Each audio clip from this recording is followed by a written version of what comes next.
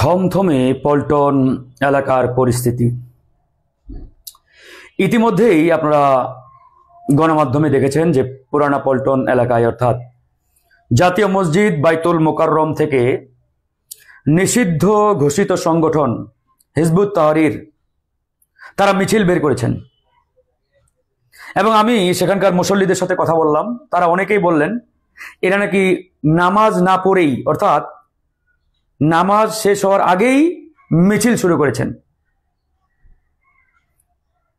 স্বাভাবিকভাবে আমরা দেখি যে ইসলামী যে রাজনৈতিক দলগুলো রয়েছেন, সংগঠনগুলো রয়েছে, তারা প্রায়শই বাইতুল মোকাররমে বাদ জুমা বিক্ষোভ করেন, মিছিল করেন, কিন্তু নামাজ শেষ হওয়ার পরে তারা মিছিল শুরু করেন। কিন্তু আজকে ঠিক তার ব্যতিক্রম ঘটেছে। আমি যে সকল মুসল্লির সাথে ইতিমধ্যে কথা বললাম তারা প্রত্যেকেই বললেন যে এরা নামাজ শুরুর আগেই নাকি মিছিল শুরু করে দিয়েছেন, মানে নামাজ শেষ হওয়ার আগেই। এখান থেকে পরিষ্কার যে এরা ভিনদেশি এজেন্ডা বাস্তবায়নে বাংলাদেশকে বেকায়দায় ফেলার জন্য, এ দেশকে অস্থিতিশীল পরিস্থিতির মধ্যে ঠেলে দেওয়ার জন্য এরা রয়ের এজেন্ডা বাস্তবায়ন করছেন। একবারে ক্লিয়ার, এ বিষয়ে বিন্দু পরিমাণ সন্দেহের কোনো অবকাশ নেই। এরা যে ভারতীয় গোয়েন্দা সংস্থার এজেন্ডা বাস্তবায়নে মাঠে নেমেছেন এ বিষয়ে আর কোনো সন্দেহের অবকাশ নেই। আমি এর আগে অসংখ্যবার বলেছি, শত হাজার বার বলেছি, ভারতীয় গোয়েন্দা সংস্থা র বাংলাদেশের পরতে পরতে ছড়িয়ে ছিটিয়ে রয়েছে এবং ডক্টর মোহাম্মদ ইউনূসকে তারা কোনোভাবেই সহ্য করতে পারছেন না, একবারই। এই জন্য ডক্টর মোহাম্মদ ইউনূস যাতে সফল না হন, তিনি যাতে ফেইলিওর হন, ব্যর্থ হন, এই জন্য ডক্টর মোহাম্মদ ইউনূসের চতুর্দিকেই মোটা দাগে আমি যদি বলি 95% অর্থাৎ 95% চেয়ারে র এবং আওয়ামী লীগের দোসরদের তারাই বসে রেখেছেন। কার্যত পক্ষে প্রমোশন দিয়ে তারা বড় বড় চেয়ারে রয়ের দালালদের বসাচ্ছেন, যার ফল হিসাবে আমরা দেখতে পাচ্ছি, যার ফলাফল ইতিমধ্যে আমার আপনার সামনে একবারে পরিষ্কার হয়ে যাচ্ছে।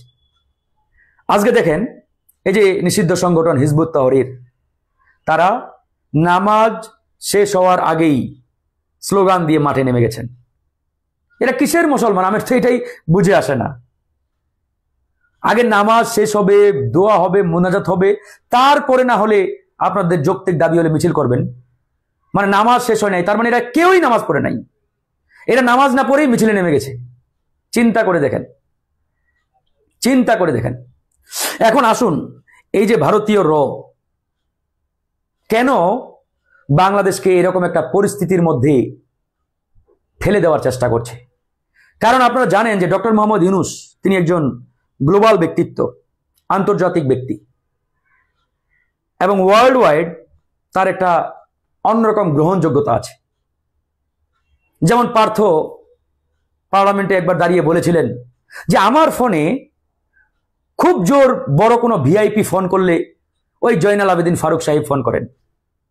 আর ডক্টর মোহাম্মদ ইউনূস তিনি এমন একজন ব্যক্তিত্ব, এমন একজন পার্সন, যার ফোনে ভিআইপির ফোন আসলে ওই ফোন আসছে সুদূর আমেরিকা থেকে Hillary Clinton, Bill Clinton, BRAC Obama, মানে এইরকম ব্যক্তিদের ফোন ডক্টর মোহাম্মদ ইউনূসের মোবাইলে কল আসে। আর আমার মোবাইলে অর্থাৎ আন্দালিব রহমান পার্থ সে নিজেই বলছে যে আমার ফোনে খুব জোর কোনো ভিআইপি ফোন করলে কে করবে? বিএনপির ভাইস চেয়ারম্যান বা চেয়ারপারসনের উপদেষ্টা জয়নাল আবেদিন ফারুক সাহেব। তিনি এটার মাধ্যমে বুঝাতে চেয়েছে যে ডক্টর মোহাম্মদ ইউনূসের লেভেল কোথায়। আজকে ডক্টর মোহাম্মদ ইউনূস তার যে গ্লোবাল চেইন, যে বিশ্ব চেইন, এই চেইনটা হচ্ছে ওয়ার্ল্ড ওয়াইড, সারা বিশ্বব্যাপী। এখন ডক্টর মোহাম্মদ ইউনূসের কারণে ভারত বাংলাদেশকে বিশ্ব দরবারে একটা ব্যর্থ রাষ্ট্র, একটা ভঙ্গুর রাষ্ট্র, এখানে উগ্রবাদ আছে, এটা আছে, সেটা আছে, এরকম নানান তকমা দিয়ে চেষ্টা করেছে, কিন্তু ইউনূস সাহেবের কারণে পারে নাই, একবারে ধোপে টিকে নাই। কিছুদিন আগেও নরেন্দ্র মোদী আমেরিকা গিয়েছিলেন, সেখানে মার্কিন প্রেসিডেন্টের সাথে মিটিং করেছেন। সে মিটিংয়ে বাংলাদেশ নিয়ে নানান অভিযোগ, এটা সেটা, অমুক তমুক। কিন্তু মার্কিন প্রেসিডেন্ট স্রেফ জানিয়ে দিয়েছেন, we trust doctor Mohammad Yunus, we rely on doctor Mohammad Yunus.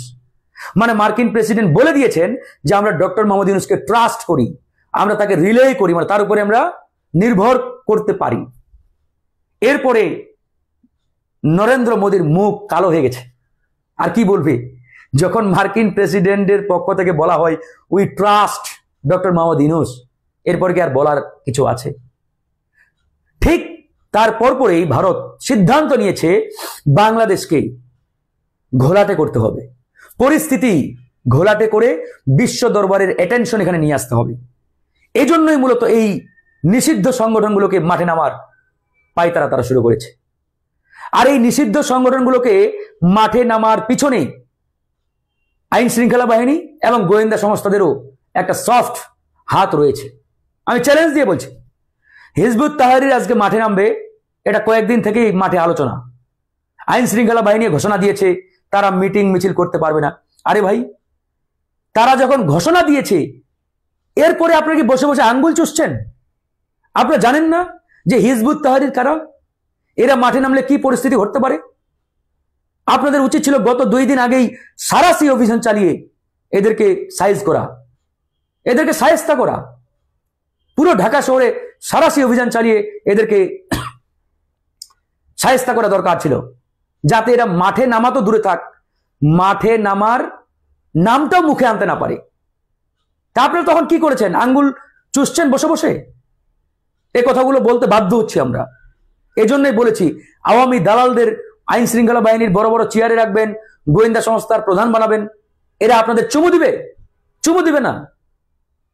এরা বরঞ্চ বাংলাদেশকে বেকায়দায় ফেলার জন্য ওই রয়ের এজেন্ডা বাস্তবায়নে সহযোগিতা করবে, যেটা আজকে করেছে।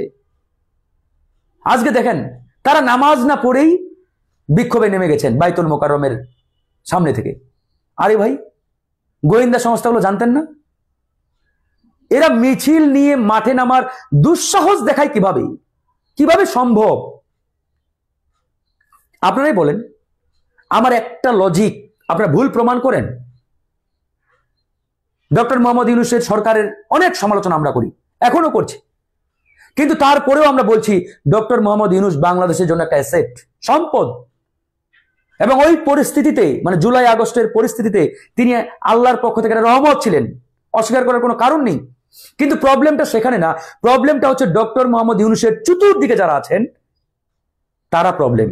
তারা অনেকেই, মেজরিটি আওয়ামী লীগের দালাল, ভারতীয় রয়ের এজেন্ডা বাস্তবায়নকারী। এদেরকে নিয়ে আমাদের আপত্তি। এই জন্য আমরা বলেছি এদের কারণে ডক্টর মোহাম্মদ ইউনূস সফল হতে পারেন কিনা সন্দেহ। তারাই ডক্টর মোহাম্মদ ইউনূসকে ব্যর্থতার দিকে নিয়ে যাচ্ছেন। এই জন্য আমরা কড়া সমালোচনা করেছি, এখনো করে যাচ্ছি। তার মানে এই নয় ডক্টর মোহাম্মদ ইউনূস, তার বিরুদ্ধে আমরা দাঁড়াবো। এই বিষয়গুলো আপনাদের বোঝার জন্য বলছি ভাই। আজকে যে পরিস্থিতি, এটা অ্যাবসুলেটলি একটা রয়ের পরিকল্পনা বাস্তবায়নের চেষ্টা তারা করেছে, ভারতীয় রয়ের পরিকল্পনা। আমি প্রমাণ সহ আপনাদের দেখাই দিচ্ছি। ভারত এখন দাড়ি টুপিওয়ালাদের দিয়ে খেলতে চাচ্ছে। এরকম একটা পরিস্থিতি তৈরি করে বিশ্ব দরবারের অ্যাটেনশন নেওয়ার চেষ্টা করছে ইন্ডিয়া, যাতে বহির্বিশ্বকে দেখানো যায় যে বাংলাদেশে উগ্রবাদের উত্থান ঘটেছে।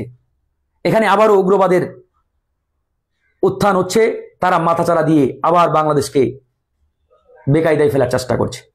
এরকম একটা পরিস্থিতি তৈরি করে তারা বিশ্ব দরবারের অ্যাটেনশন নিয়ে বহির্বিশ্বকে দেখাবে যে দেখেন আমরা যা বলে আসছি তাই হচ্ছে। সুতরাং ডক্টর মোহাম্মদ ইউনূস যে বাংলাদেশের কথা বলছেন এটা আসলে সেই বাংলাদেশ নয়। এরকম একটা মেসেজ, বার্তা বিশ্বব্যাপী দেওয়ার জন্য মূলত ভারতীয় র এই মিশনটি মানে সফল করার জন্য মাঠে নামিয়েছে তাদের। তাই তাদেরকে শক্ত হাতে দমন করতে হবে। আমি আবারও বলছি, ডক্টর মোহাম্মদ ইউনূসের সরকার যদি ব্যর্থ হয় তার জন্য 99% দায়ী থাকবেন তার চতুর্দিকে আওয়ামী দোসররা, যাদেরকে বড় বড় চেয়ারে তারাই বসিয়েছেন, উপদেষ্টা বানিয়েছেন। এদের কারণেই আল্লাহ যদি না করুক ডক্টর মোহাম্মদ ইউনূসের সরকার ফেইলিওর হয়, তারাই দায়ী থাকবেন, তাদের কারণে তিনি ব্যর্থ হবেন। এজন্য এখনো সময় আছে, সুযোগ আছে। আওয়ামী দোসরদের সরান, ভারতীয় রয়ের দালালদের আপনার চতুর্দিক থেকে সরান, দেশপ্রেমিক বিপ্লবীদের জায়গা দেন, তবেই সম্ভব। আইন শৃঙ্খলা পরিস্থিতি, গোয়েন্দা সংস্থা, সব জায়গায় আওয়ামী দোসররা বসা, অধিকাংশ চেয়ারে। আমি আশ্চর্য হয়ে যাই যে আজকে কিভাবে মাঠে নামার দুঃসাহস দেখায় এই নিষিদ্ধ সংগঠনের নেতাকর্মীরা।